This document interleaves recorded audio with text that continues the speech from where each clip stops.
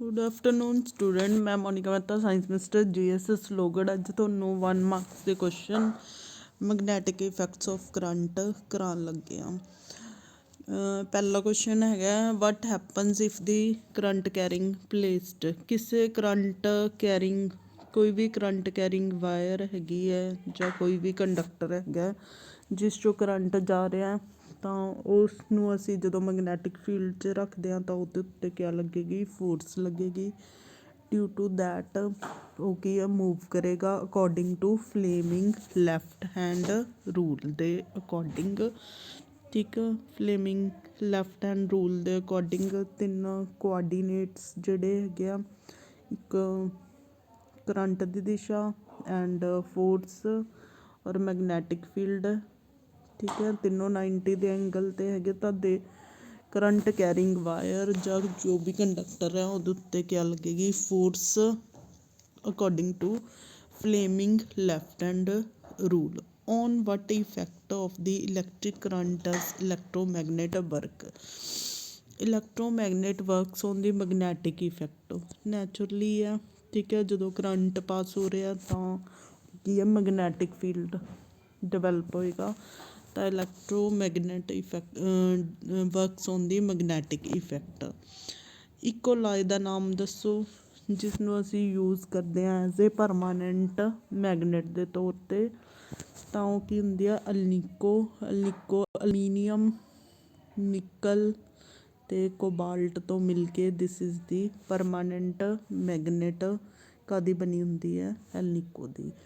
Electromagnetic induction means electric current can be produced with the help of varying magnetic field। ਜਦੋਂ magnetic field change ਹੁੰਦਾ ਤਾਂ ਉਹਦੇ ਨਾਲ electric field produce ਹੁੰਦਾ। That's the electromagnetic induction. Means electromagnetic induction ਦਾ ਅਸੀਂ ਇਹ ਵਾਲਾ ਕੀਤਾ ਹੋਇਆ, ਇੱਦਾਂ ਕਰਕੇ ਇੱਕ ਟੈਸਟ ਟਿਊਬ ਲਗਾ ਲਓ। ਠੀਕ ਹੈ, ਅਤੇ ਇਹਦੇ ਇੱਥੇ ਅਸੀਂ ਇੱਦਾਂ ਵਾਇਰ ਅਤੇ ਆਹ ਇੱਥੇ ਗਲਵੈਨੋਮੀਟਰ ਲਗਾ ਸਕਦੇ ਹਾਂ। ਯੂ ਕੈਨ ਗਲਵੈਨੋਮੀਟਰ, ਠੀਕ ਹੈ, ਲਗਾ ਲਾਂਗੇ। ਜਦੋਂ ਮੈਗਨੇਟ ਨੂੰ ਅਸੀਂ ਇਹਦੇ ਵਿੱਚ ਅੰਦਰ ਬਾਹਰ ਲੈ ਕੇ ਜਾਵਾਂਗੇ ਇੱਦਾਂ, ਠੀਕ ਹੈ, ਮੂਵ ਕਰਾਵਾਂਗੇ ਤਾਂ ਇਹਦੇ ਵਿੱਚੋਂ ਕਰੰਟ ਪ੍ਰੋਡਿਊਸ ਹੋਏਗਾ ਕੋਇਲ ਦੇ ਵਿੱਚੋਂ। ਤਾਂ ਗਲਵੈਨੋਮੀਟਰ ਦੀ ਜਿਹੜੀ ਨੀਡਲ ਹੈ ਉਹ ਡਿਫਲੈਕਸ਼ਨ ਸ਼ੋ ਕਰੇਗੀ। This is the electro due to movement. ਕਿਉਂਕਿ ਮੈਗਨੈਟਿਕ ਫੀਲਡ ਕੀ ਹੋ ਰਿਹਾ, ਮੈਗਨੈਟਿਕ ਫੀਲਡ ਕਿਆ ਹੋ ਰਿਹਾ, ਵੇਰੀਏਸ਼ਨ ਹੋ ਰਹੀ ਹੈ ਇਹਦੀ। That's why electrical current will be produced. ਤਾਂ ਜਿਹਦੇ ਕਰਕੇ ਸਾਡਾ ਗਲਵੈਨੋਮੀਟਰ ਡਿਫਲੈਕਸ਼ਨ ਸ਼ੋ ਕਰੇਗਾ। ਠੀਕ ਹੈ, ਮੈਗਨੈਟਿਕ ਫੀਲਡ ਦੇ ਚੇਂਜ ਹੋਣ ਨਾਲ ਜਾਂ ਹਿੱਲਣ ਡੁੱਲਣ ਨਾਲ ਕਹਿ ਸਕਦੇ ਹਾਂ ਅਸੀਂ, ਤਾਂ ਕਰੰਟ ਪ੍ਰੋਡਿਊਸ ਹੋਏਗਾ ਜਿਸ ਨੂੰ ਅਸੀਂ ਗਲਵੈਨੋਮੀਟਰ ਨਾਲ ਮੇਜ਼ਰ ਕਰ ਸਕਦੇ ਹਾਂ। ਨੇਮ ਐਨ instrument in which the directive property of magnet is used. ਤਾਂ ਇਹਦੀ ਐਪਲੀਕੇਸ਼ਨ ਨਹੀਂ ਕਹਿ ਲਓ, ਮੈਗਨੇਟ ਨੂੰ ਕਿੱਥੇ ਯੂਜ਼ ਕੀਤਾ ਜਾਂਦਾ, ਕੰਪਸ ਨੀਡਲ ਦੇ ਵਿੱਚ। What is ਸੋਲੇਨਾਈਡ। ਸੋਲੇਨਾਈਡ ਇੱਕ ਆਇਰਨ ਦੀ, ਕੱਚੇ ਆਇਰਨ ਦੀ ਰੋਡ ਹੈਗੀ ਹੈ ਅਤੇ ਉਹਦੇ ਸਾਈਡ 'ਤੇ ਇੱਦਾਂ ਕੋਪਰ ਵਾਇਰ ਦੀਆਂ ਕੋਇਲਸ ਲਪੇਟੀਆਂ ਜਾਂਦੀਆਂ। ਫਿਰ ਇਸ 'ਚੋਂ ਅਗਰ ਕਰੰਟ ਅਸੀਂ ਪਾਸ ਕਰੀਏ ਤਾਂ ਇਟ ਵਿਲ ਬੀ, ਠੀਕ ਹੈ, ਕਿਸ ਕਨਵਰਟ ਹੋ ਜਾਏਗਾ। This is the ਸੋਲੇਨਾਈਡ।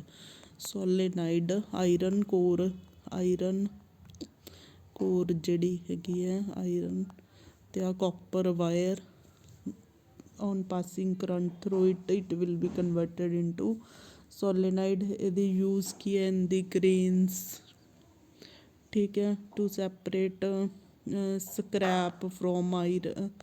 ਸਕ੍ਰੈਪ ਤੋਂ ਆਇਰਨ ਨੂੰ ਸੈਪਰੇਟ ਕਰਨ ਲਈ ਯੂਜ਼ ਕੀਤਾ ਜਾਂਦਾ ਸੋਲੇਨਾਈਡ ਨੂੰ।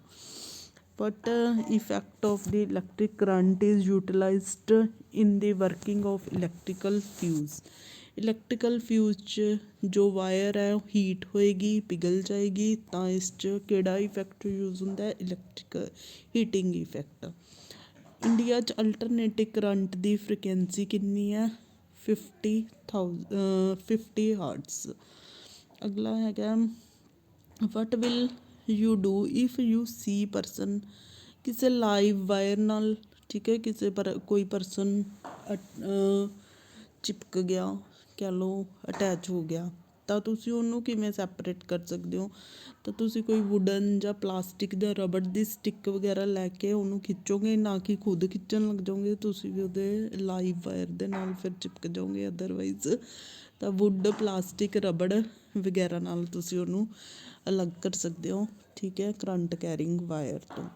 ਅਗਲਾ ਕੁਐਸਚਨ ਹੈਗਾ, how can it be proved that a magnetic field exists around the current carrying metallic wire? ਕੋਈ ਤਾਰ ਹੈ, ਠੀਕ ਹੈ, ਇਹਦੇ ਵਿੱਚੋਂ ਕਰੰਟ ਜਾ ਰਿਹਾ, ਤਾਂ ਅਸੀਂ ਇਹਦੇ ਕੋਲ ਨੀਡਲ ਲੈ ਕੇ ਆਵਾਂਗੇ।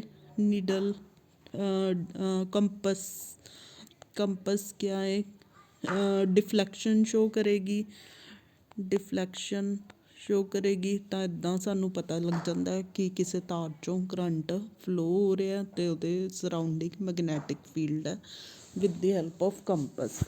How is the strength of magnetic field at a point near the wire related to the strength of electric current flowing in the wire? Magnitude of depend upon, ਅੱਛਾ ਇਹ ਫਾਰਮੂਲਾ ਹੈਗਾ B = IL, ਇੱਦਾਂ ਜਿਵੇਂ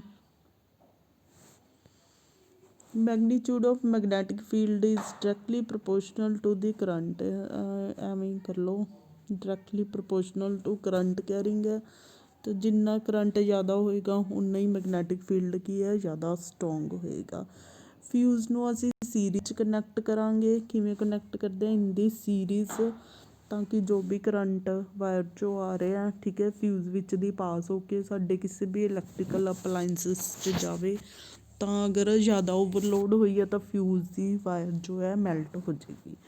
fuse ਦੇ ਵਿੱਚ tin ਜਾਂ tin ਅਤੇ copper ਦੀ ਲਾਈ ਕਿਉਂ ਵਰਤੀ ਜਾਂਦੀ ਹੈ? ਕਿਉਂਕਿ ਇਹਦਾ ਲੋ ਮੈਲਟਿੰਗ ਪੁਆਇੰਟ ਹੈ। ਅਗਰ ਥੋੜ੍ਹਾ ਜਿਹਾ ਵੀ ਕਰੰਟ ਜ਼ਿਆਦਾ ਹੈ ਤਾਂ ਇਹ ਵਾਇਰ ਕਿਆ ਹੈ, ਪਿਘਲ ਜਾਏਗੀ। ਇੱਦਾਂ ਸਾਡਾ ਇਲੈਕਟ੍ਰੀਕਲ ਅਪਲਾਇੰਸਿਸ ਕੀ ਹੋਣਗੇ, ਸੇਫ ਰਹਿ ਜਾਂਦੇ ਆ।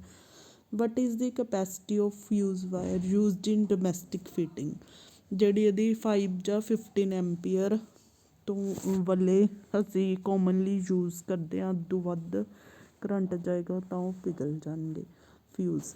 ਨੇਮ the device use to protect the electrical circuit from the overloading and short circuiting? ਜ਼ਿਆਦਾ ਕਰੰਟ ਆ ਰਿਹਾ, ਠੀਕ ਹੈ, ਜਾਂ ਦੋ ਤਾਰਾਂ ਆਪਸ 'ਚ ਜੁੜ ਗਿਆ, ਉਹਦੇ ਨਾਲ ਕਰੰਟ ਸ਼ੋਰਟ ਸਰਕਟਿੰਗ ਹੋ ਰਹੀ ਆ, ਉਹਦੇ ਤੋਂ ਬਚਾਉਣ ਲਈ ਕਿਸੇ ਅਪਲਾਇੰਸਿਸ ਨੂੰ ਅਸੀਂ ਫਿਊਜ਼ ਯੂਜ਼ ਕਰਦੇ ਹਾਂ। ਫਿਊਜ਼ ਕਿਸ ਮਤਲਬ ਕਿਹੜਾ ਇਲੈਕਟ੍ਰੀਸਿਟੀ ਦਾ ਕਿਹੜਾ ਇਫੈਕਟ? Heating effect. ਹੋਈ ਉਹ ਵਾਇਰ ਕਿਆ ਹੈ, ਗਰਮ ਹੋ ਜਾਏਗੀ, ਤੁਹਾਨੂੰ ਕੀ ਕਹਾਂਗੇ, heating effect. What kind of magnetic field produce by current carrying solenoid? Solenoid ਇੱਕ ਮੈਗਨੇਟ ਦੀ ਤਰ੍ਹਾਂ ਹੀ ਬਿਹੇਵ ਕਰੇਗੀ।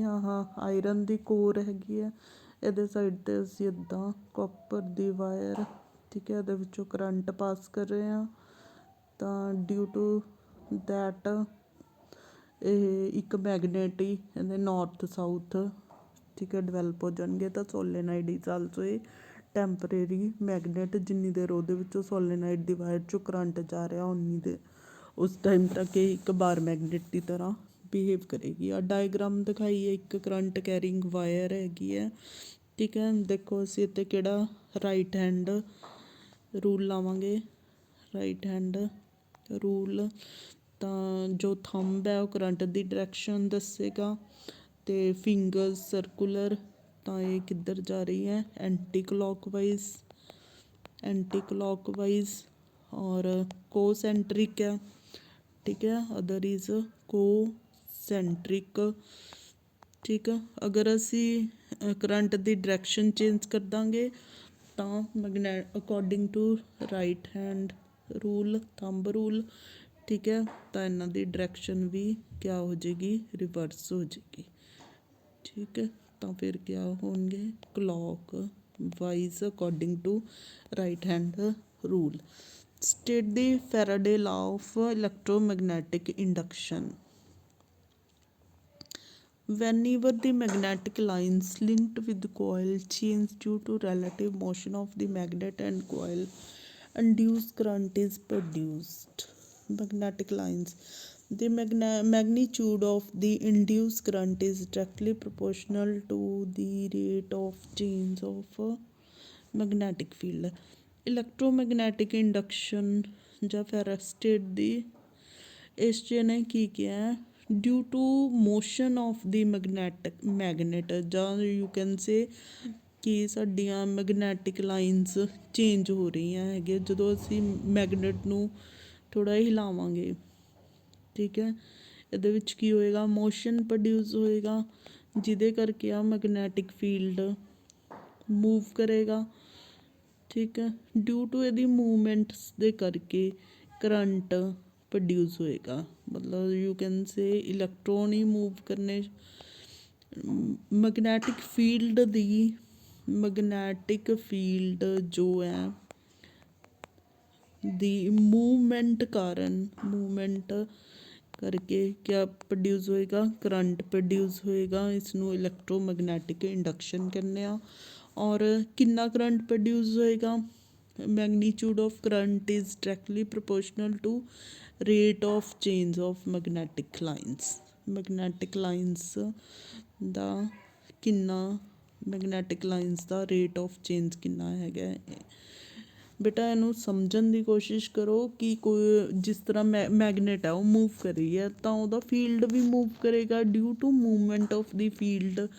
ਠੀਕ ਹੈ, ਫੀਲਡ ਕਾਹਦੇ ਕਰਕੇ, ਸਮਾਲ ਇਲੈਕਟ੍ਰੋਨਸ ਦੇ ਕਰਕੇ, ਤਾਂ ਉਹਦੇ ਵਿੱਚ ਕਰੰਟ ਪ੍ਰੋਡਿਊਸ ਹੋ ਜਾਏਗਾ ਸਰਾਊਂਡਿੰਗ ਜਿਹੜੀ ਵੀ ਵਾਇਰ ਵਗੈਰਾ ਹੈਗੀ due to change of the magnetic movement ਔਰ ਮੈਗਨੈਟਿਕ ਮੂਵਮੈਂਟਸ ਦੇ ਕਰਕੇ। ਤਾਂ ਉਹਦੀ ਮੈਗਨੀਚਿਊਡ ਕਿੰਨੀ ਹੋਏਗੀ, ਜਿੰਨੀਆਂ ਲਾਈਨਸ 'ਚ ਦਾ ਫੀਲਡ ਚੇਂਜ ਹੋਏਗਾ, ਮੈਗਨੈਟਿਕ ਲਾਈਨ ਦਾ ਫੀਲਡ ਜਿੰਨਾ ਚੇਂਜ ਹੋਏਗਾ ਓਨਾ ਹੀ ਉਹ ਮੂਵਮੈਂਟਸ ਹੋਏਗੀ। ਦੈਨ ਇਸ ਤੋਂ ਕੀ ਮੀਨਿੰਗ ਹੈ ਵੀ ਇੰਡੀਆ 'ਚ 50 ਹਰਟਜ਼ ਦੀ ਫ੍ਰੀਕੁਐਂਸੀ ਆ ਰਹੀ ਹੈਗੀ ਹੈ। ਤਾਂ ਇਹਦਾ ਮਤਲਬ ਕੀ ਹੈ, ਹਰ 1/100 ਸਕਿੰਟ ਦੇ ਵਿੱਚ ਕਿਆ ਹੈਗੇ, ਇਹ ਟਾਈਮ ਹੋ ਗਿਆ, ਫ੍ਰੀਕੁਐਂਸੀ ਪਤਾ ਤੁਹਾਨੂੰ 1/t ਹੁੰਦੀ ਆ। ਤਾਂ ਇਹ ਕਿੰਨੀ ਆ ਜਾਏਗੀ, 50 ਹਰਟਜ਼ ਆ ਜਾਏਗੀ। ਠੀਕ ਹੈ, ਅਲਟਰਨੇਟਿਵ ਕਰੰਟ ਕਿੰਨਾ, 50 ਹਰਟਜ਼। ਨੇਮ ਦੀ ਸਾਇੰਟਿਸਟ ਹੂ ਡਿਸਕਵਰਡ ਦੀ ਕਰੰਟ ਅਤੇ ਇਹਦੇ ਵਿੱਚ ਰਿਲੇਸ਼ਨਸ਼ਿਪ ਔਸਟਡ ਨੇ। ਉਹਨੇ ਦੱਸਿਆ ਕਿ ਜਦੋਂ ਵੀ ਮੈਗਨੈਟਿਕ ਫੀਲਡ ਚੇਂਜ ਹੁੰਦਾ ਤਾਂ as a result current produce ਹੁੰਦਾ। ਅਗਰ ਕੋਈ ਵਾਇਰ ਕਰੰਟ ਲੈ ਕੇ ਜਾ ਰਹੀ ਹੈ ਤਾਂ ਉਹਦੇ ਸਰਾਊਂਡਿੰਗ ਕਿਆ ਹੋਏਗੀ, ਮੈਗਨੈਟਿਕ ਫੀਲਡ। ਤਾਂ ਉਸਦੇ ਠੀਕ ਹੈ, ਹੀ discovered what does the closeness of the field line in the magnetic field signify। ਜਿੰਨੀਆਂ ਲਾਈਨਸ ਜ਼ਿਆਦਾ ਕਲੋਜ਼ ਹੋਣਗੀਆਂ ਉਨਾ ਮੈਗਨੈਟਿਕ ਫੀਲਡ ਕਿਆ ਹੈ, ਸਟਰੋਂਗ ਹੋਏਗਾ। ਠੀਕ ਹੈ, ਸਟਰੈਂਥ ਦੇ ਬਾਰੇ ਦੱਸਦਾ, degree of closeness of the magnetic strength ਦੇ ਬਾਰੇ ਦੱਸੇਗਾ। ਕਿਹੜੀ ਡਿਵਾਈਸ ਹੈ ਜਿਹੜੀ ਮਕੈਨੀਕਲ ਐਨਰਜੀ ਨੂੰ ਇਲੈਕਟ੍ਰੀਕਲ ਐਨਰਜੀ 'ਚ ਜਨਰੇਟਰ। ਪਾਵਰ ਸਟੇਸ਼ਨ 'ਤੇ ਕਿਹੜੇ ਜਨਰੇਟਰ ਯੂਜ਼ ਹੁੰਦੇ ਆ, AC ਟਾਈਪ ਦੇ ਜਨਰੇਟਰ। AC ਜਨਰੇਟਰ 'ਚ ਕੀ ਹੁੰਦੇ ਆ, ਹੈਵ ਐਨੀ 2 ਸਲਿਪ ਰਿੰਗਸ ਹੁੰਦੇ ਆ, ਹਾਫ ਰਿੰਗਸ। ਠੀਕ ਹੈ, ਜਿਨ੍ਹਾਂ ਦੇ ਕਰਕੇ ਇੱਥੇ ਹਾਫ ਰਿੰਗਸ ਲੱਗੇ ਹੁੰਦੇ ਆ। What is the frequency of DC the frequency ਕਿੰਨੀ ਹੁੰਦੀ ਹੈ, 0। This is all about the questions already explain the theory. This is only a repetition, so you can prepare well. Thank you for